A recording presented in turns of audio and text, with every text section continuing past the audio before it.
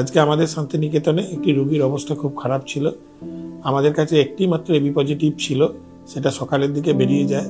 তারপরে তার প্রচুর বাড়ির লোক থাকা সত্ত্বেও কিন্তু কেউ ব্লাড দিতে এগিয়ে আসেনি। শান্তিনিকেতন মেডিকেল কলেজের কর্মী রক্তদানে মানবিক পরিচয়।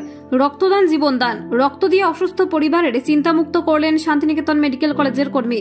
অসুস্থ রোগীর জন্য প্রয়োজন এবি পজিটিভ রক্ত। অত্যন্ত দ্রুততার সঙ্গে প্রয়োজন ছিল এই রক্তের। হন্যে হয়ে খুঁজেও কোথাও প্রয়োজনীয় রক্ত পাওয়া যাচ্ছিল না শান্তিনিকেতন মেডিকেল কলেজ ও হাসপাতালের চিকিৎসারত এক রোগীর। তাই আজ বৃহস্পতিবার এই অসুস্থ রোগী রক্তের প্রয়োজন হয়ে পড়ে। রোগীর আত্মীয় স্বজন, হাসপাতালের কর্মী আধিকারিকরা চেষ্টা করেন এই রক্ত যখন কিছুতেই সংগ্রহ করা সম্ভব হয়ে উঠছিল না, তখন পুরো বিষয়টি শুনে হাসপাতালের কর্মী নিজেই এগিয়ে এলেন শান্তিনিকেতন ফার্মেসি কলেজের এক শিক্ষক কালামান হোসেন। তাই সকলের কাছে আবেদন, দুস্থ রোগীর প্রাণ ফেরাতে সকলেই রক্তদান করতে এগিয়ে আসা প্রয়োজন। মনে রাখতে হবে, রক্ত কৃত্রিমভাবে তৈরি করা সম্ভব নয়, মানুষকে মানুষের পাশে দাঁড়াতে হবে।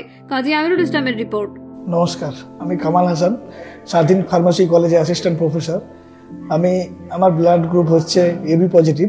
সকাল থেকে আমাদের মেডিকেল কলেজে আমাদের একটা পেশেন্ট এবি পজিটিভ, মানে রক্তের গ্রুপ যে আছে, সে মানে রক্তের জন্য খুব খুঁজাখুঁজি করে, সে অনেক জায়গায় কিন্তু হয়নি জোগাড়। তারপরে আমার কাছে জানতে পারলাম যে এরকম ডোনার দরকার।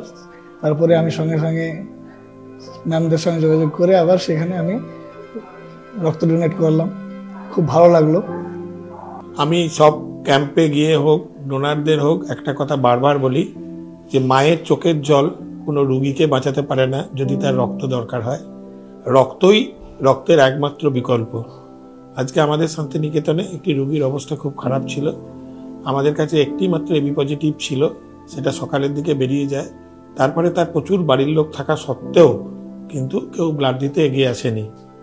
এগিয়ে এসেছিল জোগাড় করার জন্য আমাদের কাউন্সিলর এবং আমাদের ফার্মাসি ডিপার্টমেন্টের স্টাফেরা। তারাই আজকে এসে সেই রক্ত জীবন বাঁচানোর জন্য রক্তদান করেছেন। তাদেরকে শুধুমাত্র ধন্যবাদ দিয়ে আমি ছোট করব না, তাদের এই দান আমরা মাথা পেতে নিলাম।